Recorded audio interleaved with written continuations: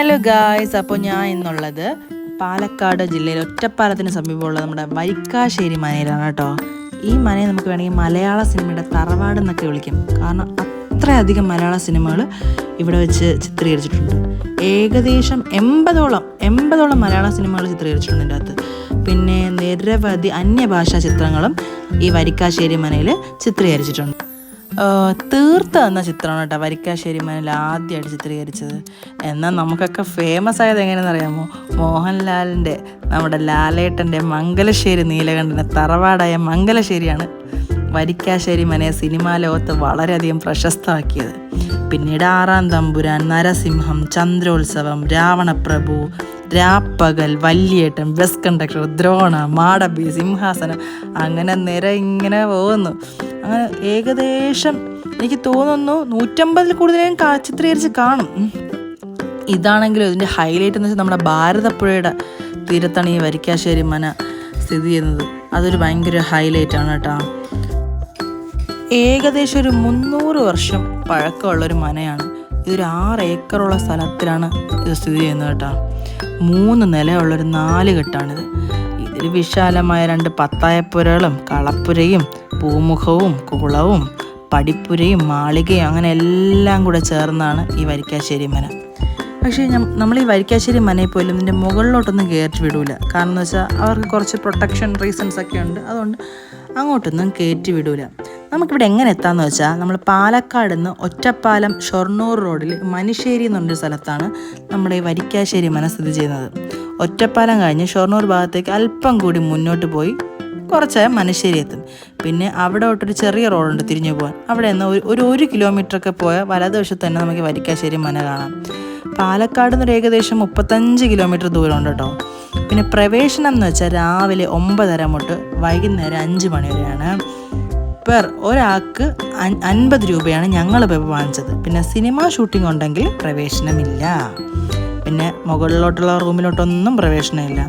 എന്തായാലും ഈ വരിക്കാശ്ശേരി മനയെന്ന് വെച്ചാൽ നമ്മൾ കണ്ടിരിക്കേണ്ട ഒരു കാഴ്ച തന്നെയാണ്.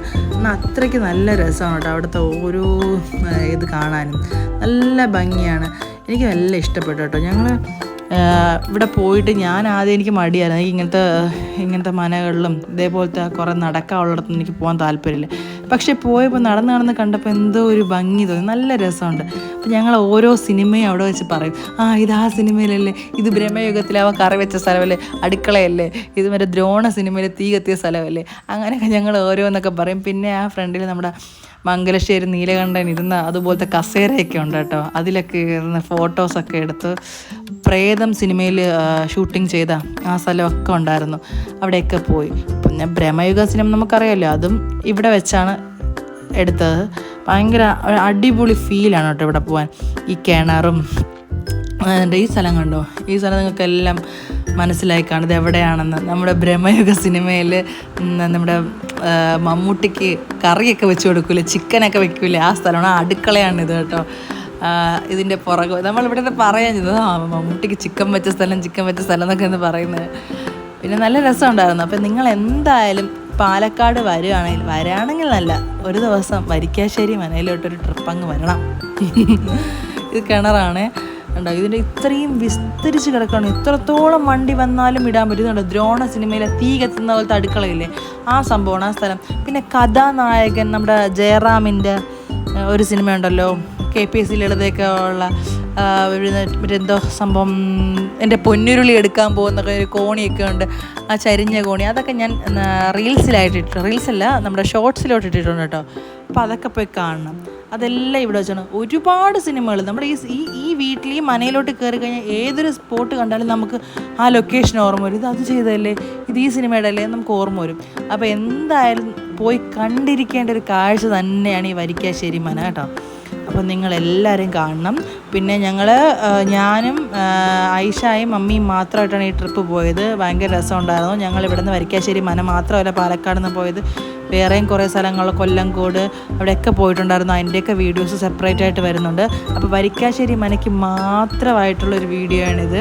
അപ്പോൾ നിങ്ങൾക്ക് ഈ വീഡിയോ ഇഷ്ടപ്പെട്ടാൽ ലൈക്ക് ചെയ്യണം, ഷെയർ ചെയ്യണം, സബ്സ്ക്രൈബ് ചെയ്യണം. എനിക്കിത് ഈ സീനെ കാണുമ്പോൾ എപ്പോഴും രാപ്പകൽ സിനിമയാണ് കേട്ടോ ഓർമ്മ വരുന്നത്. ആ പാട്ടും ഒക്കെയാണ് ഓർമ്മ വരുന്നത്.